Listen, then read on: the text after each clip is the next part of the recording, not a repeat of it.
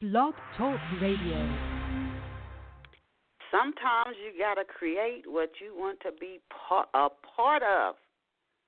Sometimes you got to create what you want to be a part of. Good morning. You are listening to the Winning Book Radio Show, Off the Shelf. Thank you for tuning in with us on this Saturday. This is our last Saturday in October, you guys. I mean, the holiday season is fast approaching.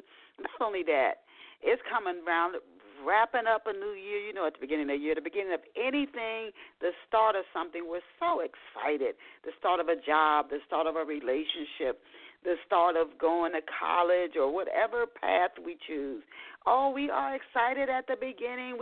People are excited at the beginning of a spiritual journey. We are so pumped up and excited, whether it's a weight loss, fitness. Oh, we are really pumped up at the start of it. But it's near the middle and the end. We start dragging our feet. Some of us have quit. We ain't still going. We don't have that same enthusiasm. And then we wonder why we never attain anything. You got to go all the way through. And sometimes you got to create what you want to be a part of, but you have to keep your enthusiasm and your motivation throughout. So as we come to the end of the year, are you checking your goals? Whether you wrote them down or it's a mental goal that you have, to make sure you are on track to get what it is that you want to be a part of, that you want to create to share with others. And I'm waiting for our guest to join us, and I checked in with her last week. She said she's been up for months waiting to dial in and connect with you guys here at Off the Shelf. So waiting for her to dial in and join us this morning. I always say this on Off the Shelf, and if anything this show has taught me is stay open and be flexible and don't make assumptions, because I have no idea when guests are late why they are late. It could be on an emergency, so just lift them up in prayer. And I've learned to be flexible, open, and keep it moving. So, yes, I want to welcome you to our Saturday, October the 26th, 2019 show, and thank you for joining us. We do have a wonderful guest on deck for you when she joins the show. But I also want to ask you, listeners, how good of a mystery sleuth are you? Are you one of those people you can finger the person who's responsible for a crime or something that has happened? It might not be a murder, but something that's happened. You know just who did it. I love those kind of shows, especially when the author's trying to kind of lead you along. Either they're trying to lead you off the path of who really did it or point you to it. Now, shows like, I love Columbo. Columbo literally shows you at the beginning just who did what, but you don't know all the little complicated intricacies, why they did it, exactly how they did it. And you get to watch Columbo as he figures it out, as he puts pieces together that aren't revealed at the beginning, that makes you understand what happened even better. That is one of my favorite mystery shows. But if you love mystery and you think you can finger the person who's responsible, but a murder mystery that cloaks Raymond and his friend's life, I encourage you and challenge you, go to Amazon.com, Barnes & Noble, Walmart, eBook Cut, or any offline bookseller or online bookseller, and get a copy of Love Pour Over Me by Denise Turney. See if you can figure out the answers to these and other real-life questions before it's revealed in the book. Next question, how much do you value relationships and love? And how long would you wait to experience a once-in-a-lifetime romance, the kind of romance that could open you up to brilliance and insight that only a few thousand, if not only a few million people get to enjoy? How long would you wait? How long would you keep working for it? Would you wait as long as Raymond and Brenda? Would you think it was worth it if the love that you wanted didn't come right away, but it was sure to come? Didn't come right away, but it's sure to come. If that's you, you value that type of soulmate, true love, however long it takes for each person to keep working in their own lives until they're ready to come together. I encourage you to read Love Pour Over Me. And your deep-seated beliefs, desires, and perceptions about romantic love might surprise you. I encourage you to get a copy of Love Pour Over Me. There's also a complicated father-son relationship in the story, and there's this friendship. And many friendships are between men, but these are between not a woman friendship like with Tyler Perry's sisters and girlfriends, and you've seen so many movies and friendships amongst women, but these are amongst guys, men, and they meet in college, and it lasts them throughout their lifetimes. You value friendships. Relationships are very important to you. And you love a good, suspenseful, gripping, page-turning mystery, I encourage you to get a copy of Love Pour Over Me right now. You can get it in ebook or you can get it in print. And let me know how you enjoyed Love Pour Over Me. And I'm still waiting for our guest to join us this morning. So in the absence of our guest, hopefully she will. She reached out to me several weeks ago. Are we still on? Absolutely. And when I reached out to her this week, as I remind all of our guests, she said, I'm so looking forward to it. I've been looking forward to the show for months. But, again, maybe something came up, and that's why she's not on right now. I am going to shoot her an email really quickly, and even while I'm doing that, I've got to keep talking. This is one of the joys of being a radio host. One of the joys. So let me remind her again to tune in to today's show. She says she's going to be here. And she's been on our show before. She's a wonderful guest. Let me just tell her, please dial in now. This is not what you want on your radio show. This is not what you want on your radio show. I'm trying to type and talk and keep the show going all at the same time. I tell you, if you ever do your own radio, you'll know what to expect sometimes. TV shows, the ones you see off, on television, I think they got to have backup guests. They have backup guests in case something happens with the primary guest, and we, the viewer, generally never know. Unless there's a guest that they've really advertised, then they might have several, like Johnny Carson would have 3 or 4 guests come on.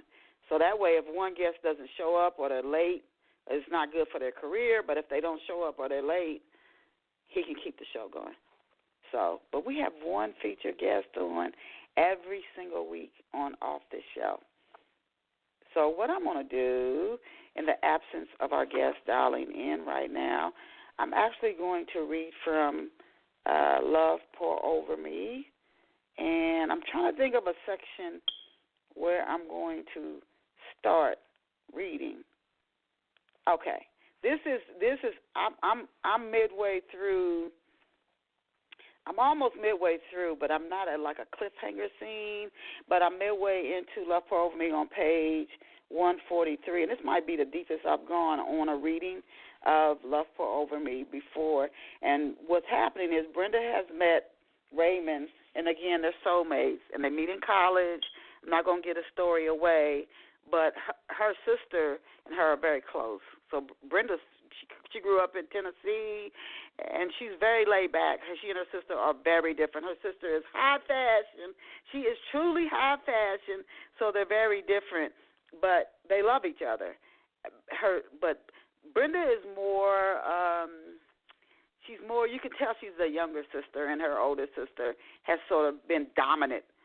But again, they're good friends. They love each other, but you can tell the older sister has been dominant. So Brenda's older sister has picked her up from the airport in Knoxville, Tennessee, and I'm coming through in the middle of a conversation that they're having. And she says, and I am telling you that Byron, and this is a guy that Brenda used to date, or she's currently dating, but they're having some difficulties. I am telling you that Byron is your dream. Byron is from good people. She peered at Brenda. For goodness sake, Mama went to school with Byron's mother. You know that. Open your eyes, B. Relationships take work, hard work. She added before she said, you're going to get hurt if you do not open your eyes. Maybe you're the one who has her eyes closed, Brenda offered.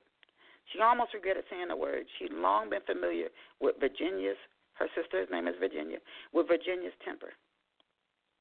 I see your mind is made up, Virginia declared. She waved her hand through the air. When this does not know how to have fun, serious man, breaks your heart, don't come crying to me. She pursed her lips. You and Byron have been together for 3 years. And what do you know about this Raymond family? Have you met his mother? Have you met his father? Does he have any siblings? You'll learn how important that question is.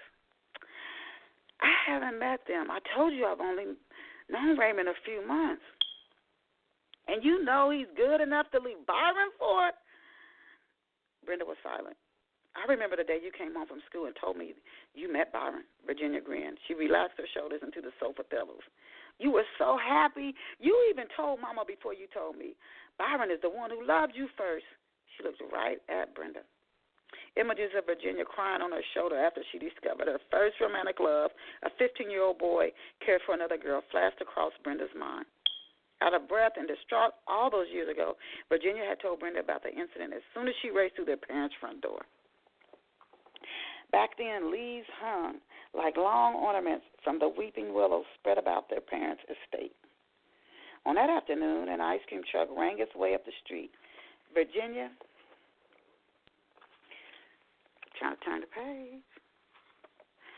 Virginia had walked to the boy's house to pay him a visit. She gazed through the boy's front bay window when she neared the porch. The boy was sitting on a sofa with a curvy sophomore. The girl's hair was styled in tight cornrows.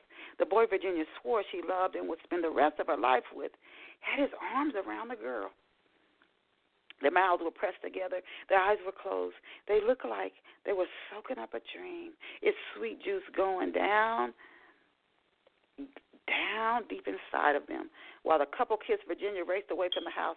She ran until her sneakers echoed against the sidewalk and her breath caught like a dry cough in her throat. By the time she reached her own home 4 blocks away, she was sobbing. What's wrong? Brenda had asked from her place on the living room sofa as soon as Virginia burst through the front door. What's wrong? She asked again while she wrapped her arms around Virginia the way the boy had wrapped his arms around the girl. She held her sister as if her arms were paper, and she was covering a gift. She rocked Virginia until her sobs and cries of unfairness subsided. After she washed a fork full of mixed vegetables down with ice water, Brenda snapped, I'm not Eugene. I'm not your first boyfriend, so you don't need to try to make me pay for what he did. Even if you think I don't have enough moral fiber not to sleep around, you don't have to look down on me. Forget Eugene, Virginia said. This guy's father is probably some bootlegger. His mother probably didn't even finish high school. That's Virginia, y'all. You don't know them, Virginia. You have no right to talk about people like this. We weren't brought up like that, and you know it. What if this guy is into some trouble? She sat up and examined Brenda's face. Remember Rochelle? Yes. She was one of those coolest, most had-it-together women in the neighborhood. She left her boyfriend of 5 years, took up with this guy she barely knew from her job, and now she's a statistic. Brenda turned away from her. I'm not like that, and you know it. He beats the life out of her 2-3 times a week, but Virginia grinned. He started out like a prince. Brenda rolled her eyes. She loved her sister. They'd always been honest with each other, even to the point where what they said cut like it was doing now. They always mended their wounds and went on like they were thick as thieves. Yet Virginia's attacks on Raymond were going too deep. Oh, and Morgan. Remember her? Yes, sir, Brenda said in a lazy seesaw kind of way. Smart as a whip, model like pretty, feisty too. Morgan had fire in her. She and Daryl started dating in what, the 11th grade? Yes, Brenda nodded sloppily. The 11th grade. What did she do? She went to college, met this smooth-talking guy, dropped Daryl like a hot potato, and moved in with this other man. 3 kids, and 4 years later, Morgan found out this jerk's a raging alcoholic. Those social drinks turned into one too many. Morgan and her kids have been down to the women's shelter twice in the last year. But, Virginia's saying, it started out like a dream. Okay, Brenda shouted. I'll ask Raymond about his folks. I bet they're good, loving people. Raymond's that way. He goes to church on Sunday and Wednesday. He's the reason I started going to church again. And you know, Mama always told us, find a man who loves the Lord, and you found a good man. She purposely avoided telling Virginia about recent changes she noticed in Raymond, his sudden increased religious loyalties, and his insistence that they avoid being too intimate, thus tempting him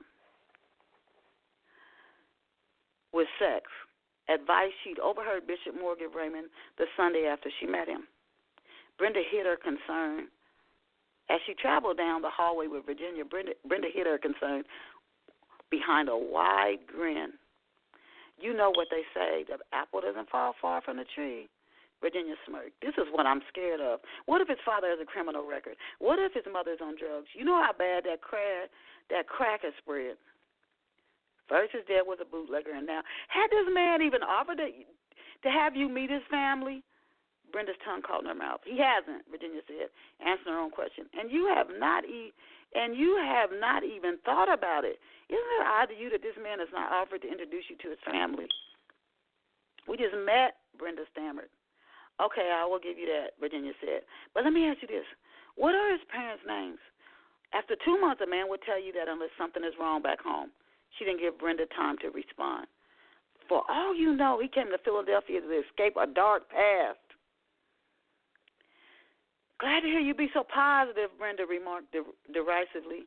Since we're not going to agree on this, why don't we just watch some TV, then get to the Smoky Mountains tomorrow? We can go shopping in Pigeon Forge. Her gaze went up and across the room.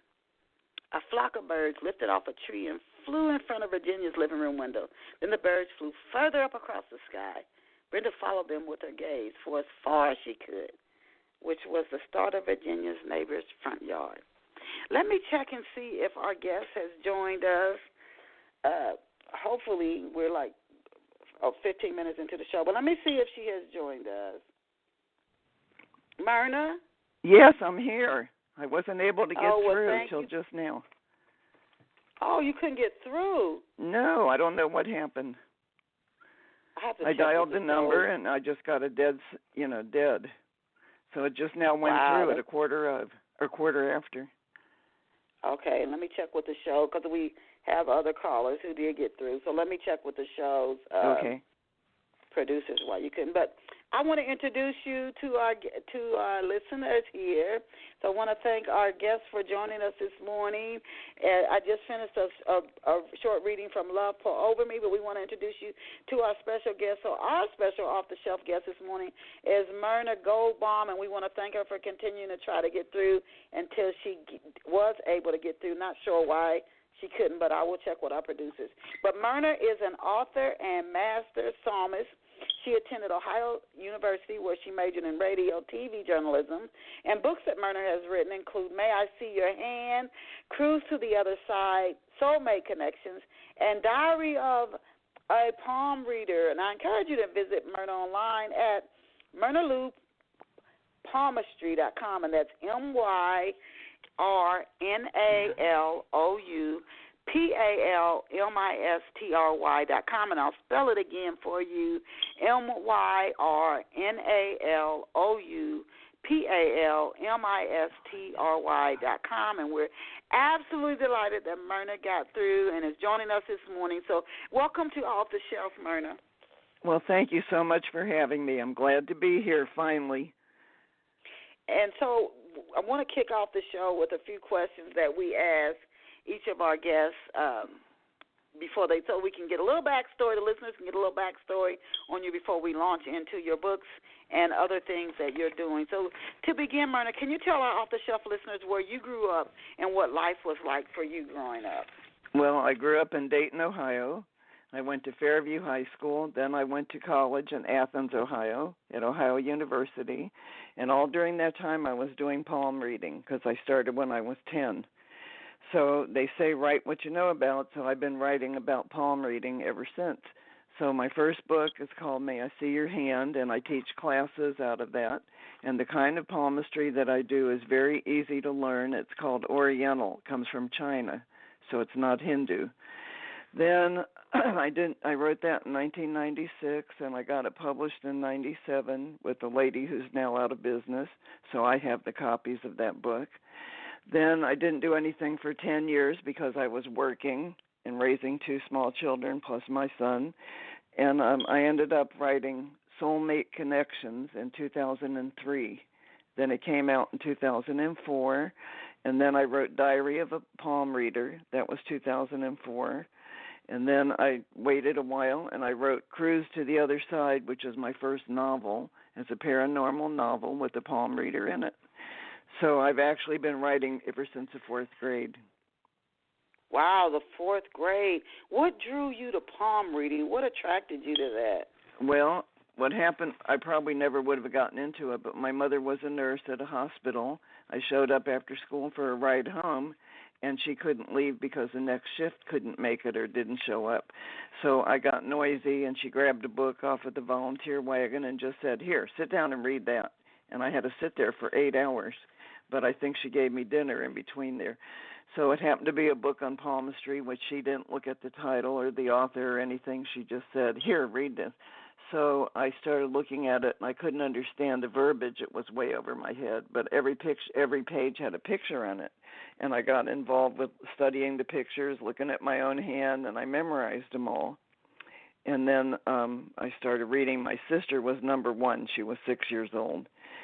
And I've been counting ever since, and as of last night, because I did a fair last night, I'm at 56,911 palms. Wow. Oh my God. Mom didn't even plan on no. you. Well, she asked me if I was bored. When she was 89, right before she passed away, she said, "Aren't you bored with this yet?" I said, "How could you get bored? Every hand is a story, and the stories are what I write, so I like it. I'm still working, Wow. and I'm going to be 80.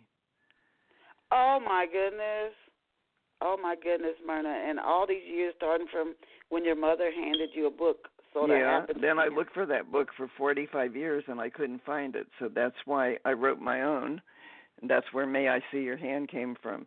But after I found the book, I lived near Boulder, Colorado at the time, and a man sat down at a fair, and I started reading his hand, and he says, "I have a book written by a Chinaman, sounds just like you." And I said, "Was that book brown?" He said, "Yeah." I said, "Does it have a hand on the front that kind of dips in? It's not like a flat thing." He said, "How do you know about that book?" He had it. So he gave it to me. And I gave him my brand new book that had just come out. But the thing was, it validated everything I memorized and I've been doing all this time. It was the exact same thing. Now, do our brains create the lines? I know I've been told our brains when you're in the womb, before you're born, you come out with a little tiny hand that has some lines on it, right? A newborn baby's got a wrinkly hand. But then the baby grows, has experiences, and then what happens is lines can change, they can stop, they can start, they can meander. So it's kind of an interesting thing because a baby's born one way, but you don't have to live what the lines say. You can change it. I think a lot of people probably think, like with more astrology, you might think you can't change it, it's fate. But the brain... Well, but every day, don't you have experiences every single day? Yeah, so your brain is, yes. I mean, I don't and think... your brain, anything that impacts the brain is going to impact the hand. That's right. That was the question. Yes, that's exactly right. It shows up on your hand, but not immediately. So let's say that you were engaged, then you broke the engagement off. It's going to show on your hand, but it's not going to show the day you got the ring. It's going to show when you're grieving the loss of the relationship. It'll show you were engaged, now you're not engaged. See? But so it doesn't show, so does the, for our listeners then, is it a way to foretell something that's going to happen, or is it just telling you about a past experience you had? No, it's future, present, and past, but it doesn't say, don't get on the airplane, you're going to crash. It's not that kind of, this isn't gypsy. This is scientific. Doctors use it, believe it or not. In 1967 in America, every medical school makes interns or residents take one whole day of palm reading. Because a newborn baby comes out, they can look at the baby's hand and see if it has a congenital heart problem or something. Interesting, yeah, because it's the brain that's it's not like magic or something. It's literally no, it isn't black magic at all. And actually, I think a lot of people shy away from it because they think it is. They don't realize they're afraid of it because they're afraid what I'm going to tell them. I've seen murderers, and I look on their hand, and I don't say that. I say, I think I see you broke the law. Then they hold their leg up and show me their ankle bracelet. And then they tell me why they killed a guy. And the reason, maybe one of them played chicken, where two cars drive at each other. You know, they just aim at each other, and one car doesn't veer off, and he caused an accident. And then the guy died, so he had to go to jail because he caused that guy to die. Another man beat somebody up, and the man got in a coma and didn't wake up, so he killed somebody. But I get murderers, kidnappers, embezzlers, blackmailers, and I can write about every one of them. I just don't use their real name, you know. But so the Diary of a Palm Reader has all that kind of stuff in it. Wow. It's pretty interesting. You know what? I'm glad that we've made the brain connection so it takes the scariness out of it. That said, why would, if our brains are doing this and if we're practicing awareness, how come we would be shocked at something that would show up in our palm that our brain is literally creating? Because some people don't listen to the little voice in their head. That's why. You know, we all have a little voice that says, don't go over there because if you go down that road, it's going to be a dead end. But you go down anyway, and you go, darn, I went down a dead end. Now I have to turn around. But if you listen to what your intuition, it's your inner child voice talking to you. If you listen to it, you make less mistakes. Yeah, but it's not always. No, but it's called mindfulness.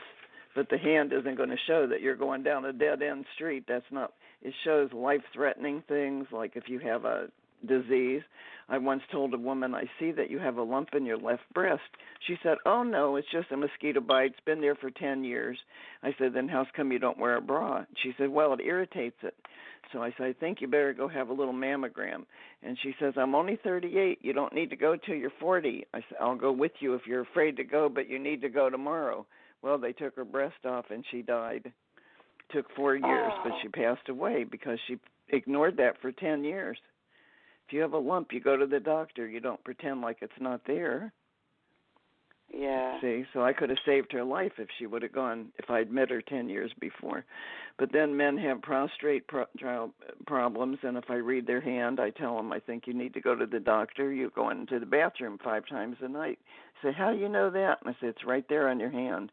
Shows bad sleep patterns, shows, you know, that you're having trouble that way.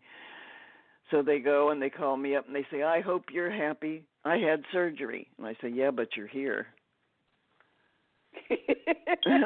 See? So I write what I know, and I know a lot of stuff. And now that I'm almost 80, I know a whole lot. Wow. You know, and every one of those 56,000 people that I've read, I've documented. Wow. Have you ever had an instance where, you know, like years ago with the lie detector test, that again has to do with brain, your physiology, but some people have actually beaten that test. Have you ever Of course, had they can. Yeah, because they're playing the game. People that can beat a lie detector test know what to do to not show emotion. You know, they can hold it in. You can't fake your hand. It is what it is. You know, I get a lot of people who cry when I read them because I get them right in the solar plexus. I tell it like it is because I can't lie. I have to tell the truth. I can't just make something up that's, you know. I tell them, well, I see this and this and this, and I think you need to make a decision about your job. And they go, well, I don't like my job, but it's a paycheck. And I say, I know that, but get your resume updated. You know, they need a little push out the door, I think. Sometimes people need a little nudge. This is very important, I think, and what you said, people need a nudge just to help our listeners. Somebody might, like your mother seemingly giving you that book out of the blue, somebody might pass through this show and hear something out of the blue. When people are shocked, and again, it's our own inner being creating this, it's like, how could you be shocked?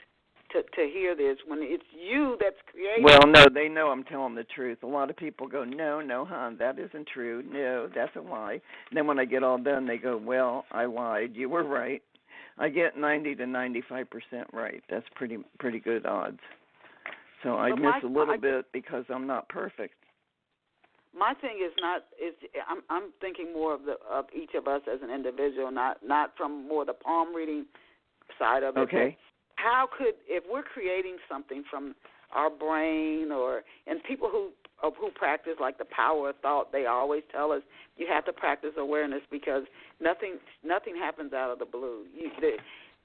But why are we shocked when we're going down a path? You see people in a relationship. Well, they're not really shocked. They know they did a bad thing, or that they're not paying attention, or they're not using mindfulness. So it isn't really a shock. It's just they get surprised, I guess you could say. And they go, wonder why I did that. I shouldn't have done that. I know better, see? But your hand isn't going to tell you that you know better. What the hand tells you is what's coming, what happened, and why you shouldn't make those same mistakes over again. Because we all make mistakes. That's part of life, too. So what advice would you give to a listener like you will we know about the subconscious mind. There are parts of our minds we're not consciously aware of, but you will see people going into the same abusive relationships, and when they swear they're not going to do it again, the next person they meet is very nice and kind and considerate. Because they draw in, it's like a magnet, and they draw in needy people if they're the mother confessor, if it's a woman, or they always keep going to the same type because they don't know the other type. So let's say somebody's been divorced 3 times, and every time they married the person that was just like the one before, because that's what their system knows, and what they need is to find a like, not an opposite, and they always attract opposites in. Ah. See? So they call me the soulmate specialist because that's the thing I love to talk about the most is love and romance. And so the book I wrote called Soulmate Connections, I had a TV show in Boulder, or in Colorado, it was closer to Denver, that I called it the same name, Soulmate Connections. It's on my website. People could look it up. It's on YouTube. It's all over. But there are single people that say there's nobody out there, but I'm a romantic. I think there's somebody for everybody. Then there's people who say, I'm married 23 years. What do you see? And I go, well, you're lonely in your marriage. And they go, well, yes, I am. So and I say, well, you have to make a decision. Do you want to stay lonely, married, or do you want to be single and start over again? And they go, well, I can't start over. And I say, sure you can. You just have to have the gumption to know that you have to make a change. See, I think change is important. Same old isn't very important. A lot of women grow and mature, and the husband doesn't. He stays the same old. And so then it's a mismatch. It's not balanced anymore. So that's when I write books, I write about people that there's 46 stories in the Soulmate one and 42 stories in the diary. And both those books are, you could read like one story for half hour, put it down, pick it up the next day, read another one. A lot of people take them to work and read them on their break till they get through all the stories. So I wrote the books to help people, actually. So how do though, Myrna? It sounds really simple. Again, and I go back to like psychology, where a therapist might work with somebody for years, and sometimes that works and sometimes it doesn't, because we have parts of our mind that we're not consciously aware of. How does a person, you say the soulmate connections, is there somebody out there, first of all, that I've heard a psychologist say there are probably 30 people that you could enjoy a good relationship with. Okay, here's what I believe. On the planet, but you're not going to meet all 30 of them. You only need one. Be one of them. You just need one. That's right. One of them. Okay, so what happens is you have to believe in reincarnation, first of all, which means you were here before on this planet and you were somebody else. Because to get a soulmate, it means somebody you didn't complete or finish your business with in another lifetime. And it means a different time zone, not this time. So let's say 100 years ago you were grandpa, because every time we come back, the sex changes. This time you meet somebody, you're so excited to be with that person, but it's grandma and grandpa saying hello. but it isn't because you're not grandpa, but you have the implant in you. You have the memory bank of when you were in another lifetime, you were with that person and you didn't get to the hospital in time to say goodbye. This lifetime you meet the person, now you're the woman, they're the guy, but it's grandma and grandpa anyway. See?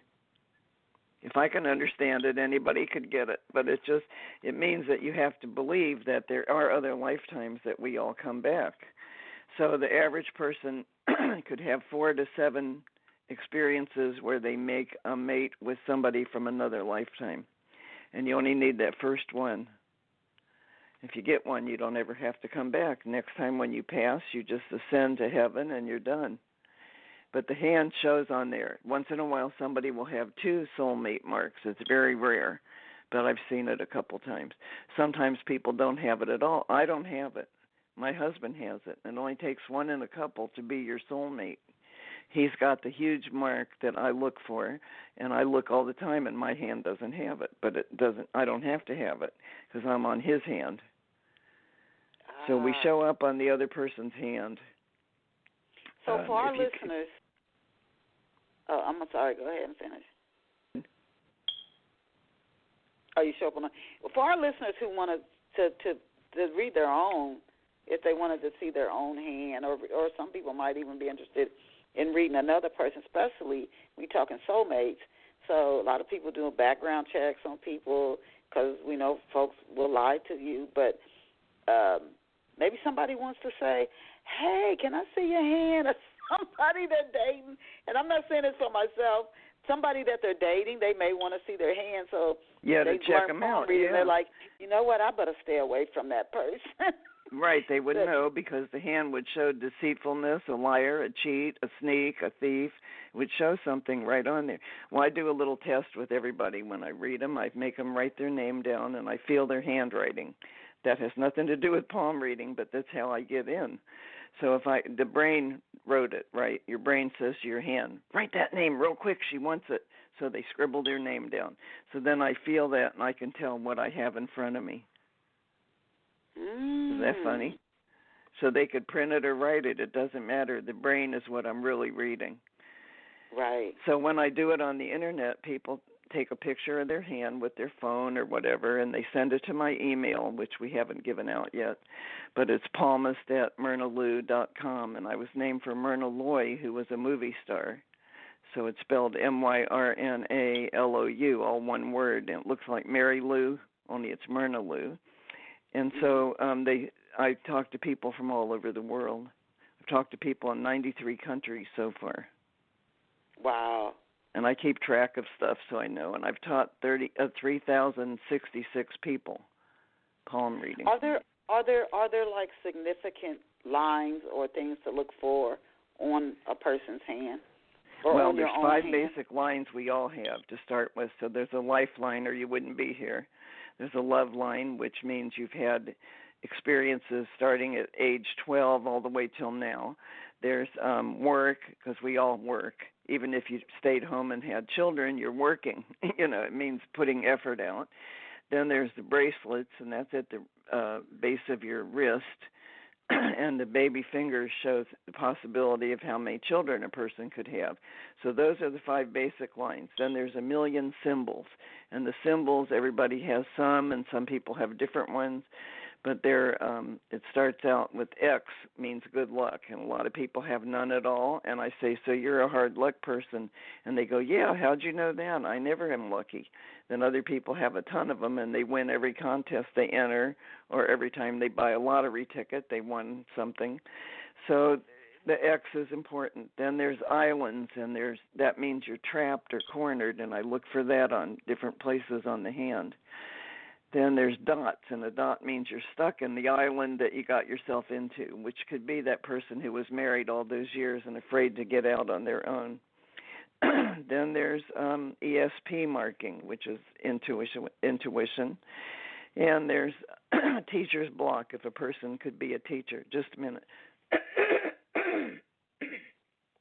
just coughed. Okay. Then there's just all kinds of symbols. So the soulmate symbol is down by the wrist on the hand itself. I look for that, and that looks like a pyramid or a pillow right on a person's hand. Then there's just millions of things that could be on a hand that are important to the person that I'm talking to. Wow. How many years did it take you to where you really were, you became... One day. One day. I learned it that day when I was 10, and I've been doing it ever since, and I just got really good probably in the last 20 years. But when I was 16, the boys would hold their hand out and say, "Are we going to win the football game?" And you can't see that on a hand. And I say, "Let me see, just a minute." I got a lot of dates. Because I was fooling around then. Then when I got married, I did couples, I did benefits, I did stuff for schools, just I would be in fairs and little different things. Then in 1996, I got remarried, and my husband said, "Why don't you quit work? I have enough money for everybody. You can just do this full-time if you want, instead of on the weekends or after work." So I said, okay. He made a Cookie Monster. I ended up doing 70 hours a week, 7 days a week for a long time. Wow. And if you want to know why, I was on a radio show in Denver, and it was a drive-to-work time in the morning. And it was a very popular show, and I did palm reading on the radio like I'm doing now talking to you. And I booked 385 people from one show. Ooh, and blew out their phone lines. They had a fire. They had, at that time, a little, it was 96, they still had a console phone thing where you stick the wire into the hole. I forget what that's called, but and the operator would wear a headset, and the thing caught on fire. When I was leaving the building, I said, "I smell smoke," and the receptionist says, "Yeah, that Myrna Lou got too many calls. It blew up our system." Oh, God. Oh, God. What are the top 3 things that people want to know when they come to you for a palm reading? Well, if it's women, it's love and romance, and if it's men, it's finance and job or money, or what does their retirement future look like. And most people want to know their health. Am I going to live a long time, and am I going to be infirm and in the hospital and dying of dementia, or am I going to have all my faculties? And I can see that. So I just tell them, well, you're going into, huh? No, go ahead. I say you're going into the 90s, and you're sharp as a tack and still learning something every day, if that's what their hand says. Or I say, well, you're going to slow down, and you'll probably have gray hair and sit on the couch more than you do now, but you'll be okay. So I never say to somebody, "Oh, my God, you're going to die in 2 weeks." I can't see that anyway. That doesn't show up. It's not, the timing isn't what's important. It's the whole picture. Yeah. See, and I'm not a doctor, so I can't prescribe anything.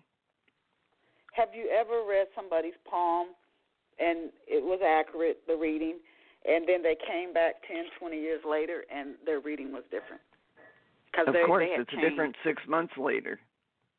Oh, okay. I tell people after 6 months they could have a little tune-up, and a lot of people do, because things change. You have stuff happen to you. Maybe you lost a job, or maybe your spouse passed away, or maybe some big thing that shows right up on your hand right away. Or you have a friend, but you're married. I get that too. Have you spotted trends? Myrna, have you spotted trends in certain age groups, professions, or personalities while reading palm? Yeah, the trend is most people are curious. So I do a hand test, too. I have people fold their hands up. So I don't know if you can do that while you're on the air, but if normally you would fold your hands if you're watching TV or you relax, you just sit with your hands folded. So the thumb that goes up on top is what your personality shows me. So can you do that? Mm-hmm. Even if you have to put the phone down for a minute. Fold your hands up and tell me what thumb is on top. When you say fold your hands, like put them together? Yeah, put your fingers in between each other, Actually fold them into each other. So is your left thumb on top or your right? Yes, the left. I know that. Okay, so you're right-handed, and so am I, and the left thumb came up. Aren't you right-handed? Yes. I knew that too. Okay, so here's the thing. When the left thumb comes up first, it means you were born left-handed and somebody switched you. Either your mother or in school, somewhere you became a righty because we live in a right-handed world. But we came in as a lefty. So lefties do things a little different than other people, and you do. So it means you have a little flair, a little drama, a little something about you that's different than a plain old righty-righty. So a righty-righty is okay. In fact, they're normal.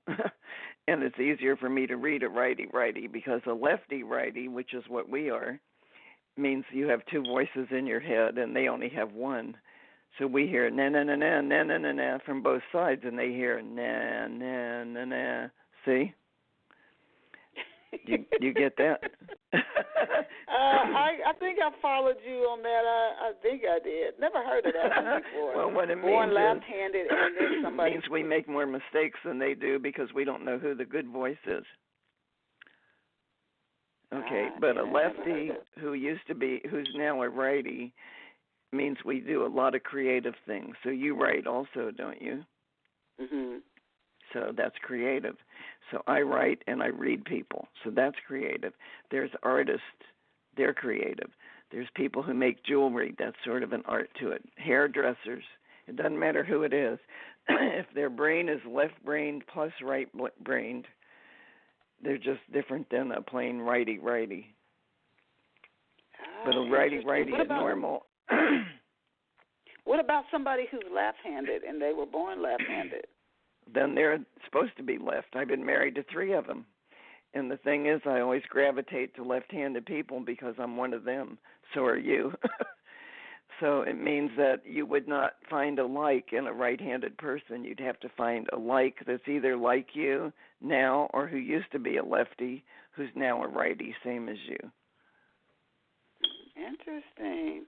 Yeah, there's a lot to this. That's why I'm writing another book right now, and I just have to tell you, the name of it's going to be called What Happened on Emerald Deck, and it's a cruise ship, and every floor on a cruise ship is called a deck.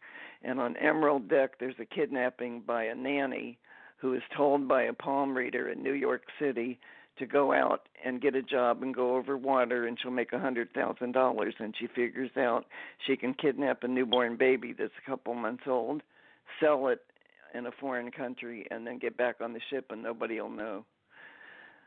So I'm right up to the part, I'm halfway done, and I'm right up to the part where you call the FBI in. But you can only call them if it's in American waters. Foreign water wouldn't count. So I have to put the ship either in Panama or somewhere. Puerto Rico is America. So you see yourself drawing more towards, this is your second novel, so yeah, well, I thought it was fun writing. You know, I've always written nonfiction, so I wrote one fiction to see. And I had so much fun writing it. One night at 5 o'clock in the morning, my husband woke up. I was still typing away. And he says, have you been here all night? And I said, my God, what time is it? I was so into it, I didn't even go to bed.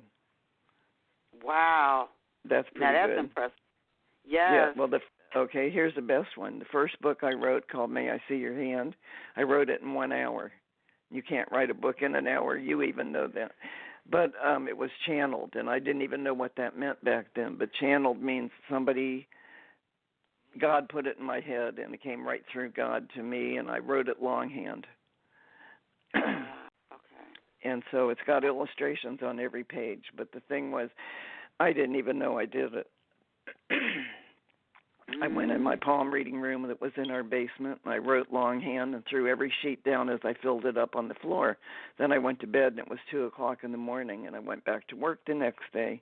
And then that evening after supper, and I had done the dishes and everything, I ran down to throw a load in the utility room, laundry, and I look, and there's papers all over the floor in my room. So I yelled to my husband, come quick, we've been robbed. So he runs down there, and he goes, this is your handwriting. Oh, gosh. Oh, my that's goodness. Funny. Wow, well, that's how I started writing, yeah. So then we played the game called Concentration. You remember that game? Yeah. You turn everything upside down and try and match it up. So we had a big family room in an L shape, and we laid all those papers down on the floor, and then I turn one up and say, baby finger. He go, nope, I got the thumb. So we both put it down and try and find one that matched. And it took me probably 100 hours to put the book together. Wow. But 1 hour of writing it out longhand. Oh, my goodness. And then now, can you tell us? Oh, go ahead. No. I want you to finish your thought. Oh, well, they say send a query letter out. So I sent it to 14 metaphysical publishers, and 4 of them wanted it. and that's sort of unheard of. Mm-hmm. Okay, so now I went with the how one. does and this was Okay. in what you said your first book came out in? What year was it? 1997. I'm still selling them, and I'm still doing palm reading, teaching, and all that. So that one came out. Go ahead. How does astrology, looking at your birth date, your birth time, and the astrologists say they're very accurate? How does astrology and palm reading? They don't go together. Astrology is a science. How do right, they differ? It certainly How is. are they? Well, they look at how the planets align and your birthday and what your rising sign and all that stuff is. I look at the birthday for a different reason. I say to somebody, when's your birthday? You say September. I say, okay, 3 months. You're now 26 years old, we'll say. So I'll say 3 months from September, which would be October, November, December, you're going to be 27. They go, no, I just turned 26 last month. I say, you don't understand. Your mother carried you for 9 months. So you take those 9 months plus you add 3 to your birthday. After your birthday, you're the next number. And I have to read their brain. So I'm reading the hand lines and the brain that made them, and you're right, the brain makes them. So I have to know to be accurate, I have to be in the right time zone.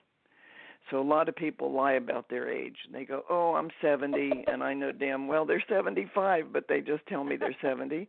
And I can look at the hand and see they already passed that, you know.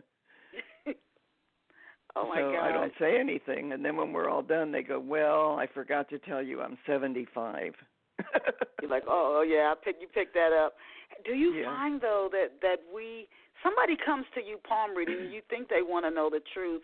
Do you find that people do withhold information, or they'll change something? They will lie some to you? people are shy and they can't talk to me, and I'll say, I see that you're in my appointment book. Your name is Sue.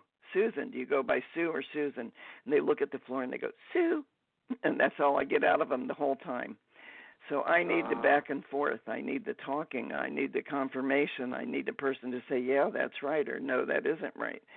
But when they say no, and if they're fibbing, I could tell because I can see on the hand. You can't really fool me, you know. Yeah. How long does a reading take? If somebody's doing a reading with you in person, how long does I do take? hour or half hour. So an hour one, it's in depth any way you look at it because it's personal and it's for the person, so it's very intense. It's not, you will meet a tall, dark stranger. I tell them where they have to go, how to meet them, how long they're going to be dating until they get engaged. I got the whole story. So I really? You can see all that from a person's palm? Yeah. I could go 4 hours on one if I wanted to, but I charge $100 an hour, and some of my friends go, oh, no, you should charge more. And I said, well, I would charge what I would pay if I was going to me. And if I was coming to get a reading, I would be willing to pay $100 for me, but I wouldn't pay $140 or $180 like some of my friends. I have an astrologer's, $160. I don't think I would pay $160 for a reading. See? So and then when I do a half-hour one in person, I offer it for $50. But if a person gets a half hour, they go, oh, no, you have to do the whole thing. I need the whole story because they only get half of it. I can't do it all in a half hour. You can look at somebody's palm. I find that amazing. And you can see if they have a soulmate. And you can tell them, you need to go to Texas, and you'll be there for 2 years. You're going to meet somebody in a coffee. I say, you have a soulmate waiting in the wings. They're in New York, but they're coming here to give a lecture. Go to a lecture in something you're interested in, and afterwards you'll meet the person or go shake their hand and tell them you like the lecture. That's who you're going to end up with. I have 3 scrapbooks. They're about 4 inches thick, full of nothing but wedding invitations. I can't go to all those weddings, so I just send them a little check. Because a lot of them I put together, but I moved to Florida 5 years ago, and I don't know that many people that I can fix up here. But I fixed up a whole lot. They call me the matchmaker, but I don't do it as matchmaking. I do it as soul matching. Now, I've heard that soulmates, and you go and people think the soulmate relationship is just smooth and easy and no, wonderful. it isn't. But I've heard that those can be the most. They can challenge us the absolute most. Well, you know what happens. There's days you love the person to pieces, and the next day you want to rip every hair out of their head, and then you're back to you love them to pieces again. But that's normal. That's a regular thing. But a soulmate means you've already had bickering, competition, sexual tension, frustration. You did all that in another lifetime, so now it's got to be a lot better. Because you don't need that. Now you're more mature, you're growing forward together, and the change comes because you've already done all that, and you know you don't need that. So you already accomplished a lot. Considering there are over 7 billion people, and it's interesting that women, one of the main questions that women asked you is about relationships, love and relationships, and men and finances and work. Yeah, that's what the men want to know. Our main focuses are so different. You wonder how we ever make it work. It's that they're so different. But considering that there are more than 7 billion people on the planet, do soulmates always find each other? No. Sometimes people are looking their whole life and they never find it. Sometimes people have more than one because they come together to complete something. They make babies, and they get a divorce because that was in the works too, because now they completed what they came to do, and then they go forward. They go do something else. Okay. Are there, and then I wanted to ask you, are there signs that people really shouldn't be together? Like, just don't do it.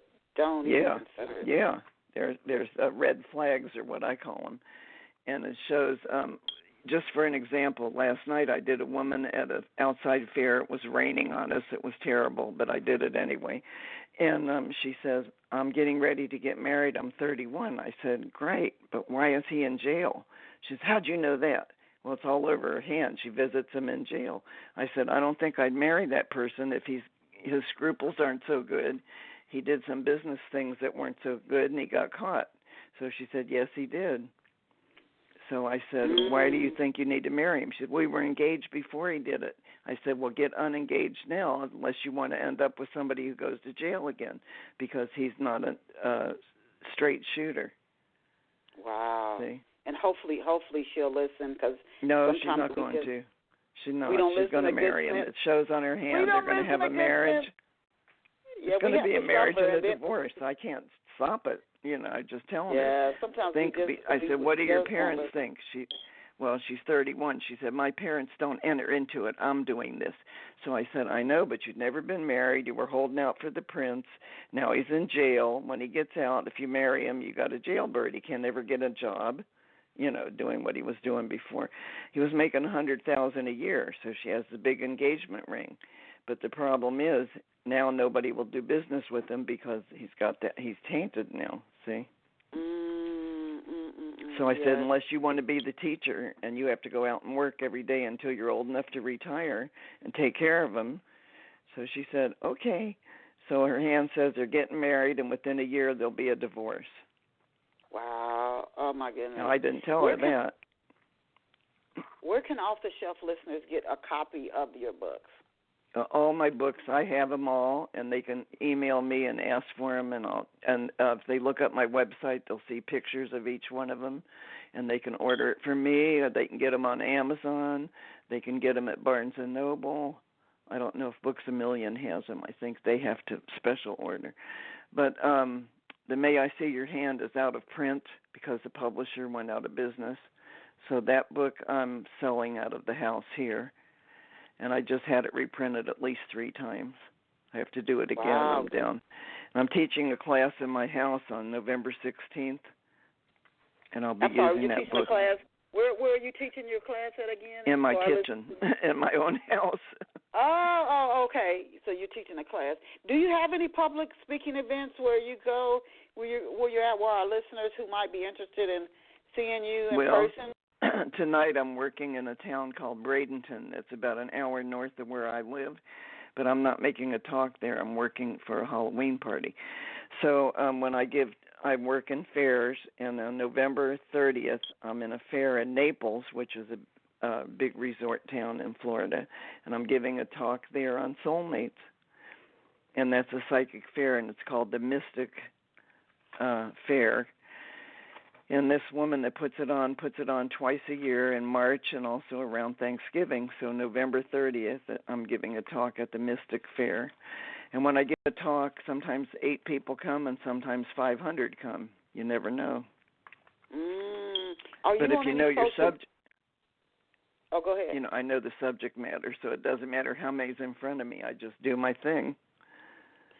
And are you on any social media networks? So can you let our listeners know where they can find you on social media? They can find me on Facebook, and it's facebook.com/Myrna Lou Goldbaum, and it's MyrnaLouGoldbaum, or facebook.com Myrna Goldbaum without a Lou in the middle. Then I'm on Twitter and all kinds of other places, but I only work on Facebook. I mean, that's where I do the most talking. Oh, okay. Back Facebook. and forth. And I have over 4,000 friends on Facebook. Facebook for our listeners. So we want to thank Myrna Lou Goldbaum for being here with us. She is an author and master psalmist. She attended Ohio University, where she majored in radio, TV journalism, and books that she has written include May I See Your Hand, Cruise to the Other Side, Soulmate Connections, Diary of Palm Reader, and she has a new book that she's working on now. Encourage you to visit her online at MyrnaLouPalmistry.com, and that's MyrnaLouPalmistry.com. Thank you, Myrna, and I'm glad you kept trying to get through until you finally got through the show. Well, I got dead air and then I got through. But let me tell you, I give 50% discount to anybody that tells me they heard this on your show.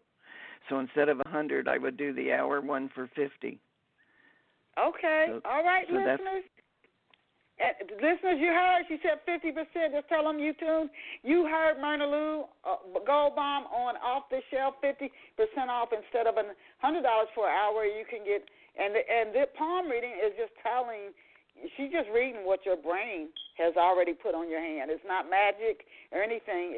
It's what your brain has put on your hand based on your experiences, like going to a psychotherapist who's good at working with the mind. They can look into your subconscious and see things they may or may not tell you. It's not magic. It's already in your mind. So she's just reading what your brain is putting out on your hands. We want to thank Myrna Lou Goldbaum for being here with us. And our listeners, as I always tell you, you are amazing. You are incredible. You're awesome. Go out and create a fabulous day for yourself. Myrna, thank you so much. I'll shoot you an email. And thank you for having me. I'm glad I made it through. I am too, and I'll shoot you an email when the show finishes streaming. Bye for now. Okay, bye-bye.